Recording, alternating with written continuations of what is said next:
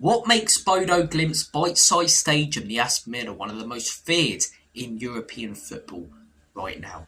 In my opinion, there are a number of reasons as to why many clubs fear travelling to Norway to take on Bodo Glimt. The first, Bodo Glimt's incredible rise to the top of Norwegian football. In the 1900s, yes, they won a few cups, but when you look at their history, they were known as a bit of a yo-yo club, a bit like what Norwich are, Burnley are here in England. Up and down from the Premier League to the Championship, to the Championship, to the Premier League, to the Premier League, to the Championship, and so on. But this all changed in 2020 when the club won their first title in its history. And this was down to their recruitment strategy on a small budget, bringing in young, exciting players, their attacking style, the ethos of the club, and since their first title, they've been extremely successful. They've won 4 out of the last 5 Norwegian titles. And when you, as I say, look at the population of Bodo as a town, it's less than Tottenham Hotspur Stadium. And when you consider the success of clubs like Molde previously in Norwegian football, it really does speak volumes about how successful Bodo Glimt have been and how incredible this rise to the top out of nowhere has been. They've won 4 out of the last 5 Norwegian titles, and it's not just their performances in Norway and in domestic games, it's shown in Europe. They beat Roma 6-1. Keep in mind, this is a Jose Mourinho Roma team. I can't think of any other time I have watched a Jose Mourinho team concede 6, and they did it at home.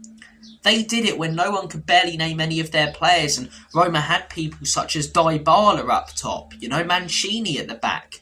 That Roma team eventually went on to win the Europa Conference League a few years ago. But they lost 6-1 to Bodo Glimt in Norway.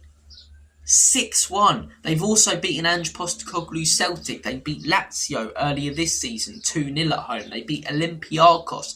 Yes, they'll get the occasional bad result at home, such as losing to Karabakh, but I think you have to look at the positives because they hugely outweigh the negatives. This is a ground that a lot of big clubs have fallen victim at. And why is that? Well, we've talked about Bodo Glimt's rise to the top. We've talked about their incredible form over the last few years. It leads me nicely on to the Arctic Circle. This is where they play football, right? So far away from the rest of civilization in Norway, and I think it's a little bit of a shock to the system to any away fans and away players and away clubs travelling here. You especially consider, as I say, European clubs, a Spanish team, an Italian team, like a Roma, like a Lazio who went there, used to playing in hot temperatures, 20 degrees, 25 degrees, and then they go to Bodo at the top of the Arctic Circle where they're so far away from civilization, where the temperature reaches -5, -10 in the spring, let alone the winter when it's -20, -25.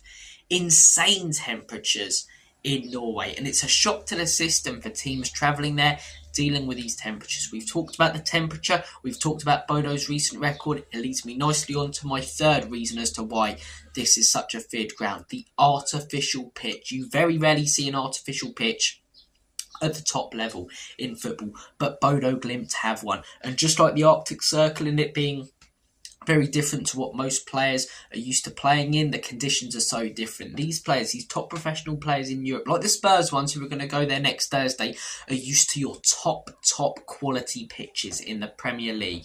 Artificial pitch, it's so different. It's so hard to navigate. A lot of professional players wouldn't have played on an artificial pitch in donkey's years. Maybe since, being 12, 13, 14, 15, something like that. Of course, a lot of clubs have an artificial pitch on their training ground, but it's not what you used to playing professional games and competitive games on. So it's a shock to the system to a lot of teams having to play in those conditions, in the freezing cold, on the artificial pitch, and the Aspmyra. Such a small little ground, but it really puts the frights up anyone. It really does, because they've got their 10,000 there. I think it's less than that, but man, do they make noise. It's a cauldron in there. It's a small little community of fans, but they make noise. They support the boys in the freezing cold on the artificial pitch. It's a nightmare for any away club, away fan to travel there. So what I would say to Spurs fans who are going, who are not going, do not underestimate Bodo Glimt. We have got a solid lead in this tie, a good advantage, but If we underestimate Bodo Glimt, if we're arrogant heading to the Aspmyra, we could get bitten on the backside like so many clubs have done over the last few years. We need to stay switched on. We need to put in another professional performance like we did against Frankfurt. Because if we underestimate these lot and think they don't have the quality of a Frankfurt, they will bite us, in my opinion, and we could very easily get knocked out. We cannot afford to concede early in this game. With all these different conditions, conceding early, I reckon the players could crumble. I really, really do. It's got to be a solid performance. In my opinion, unless we score first, it's got to be a clean sheet.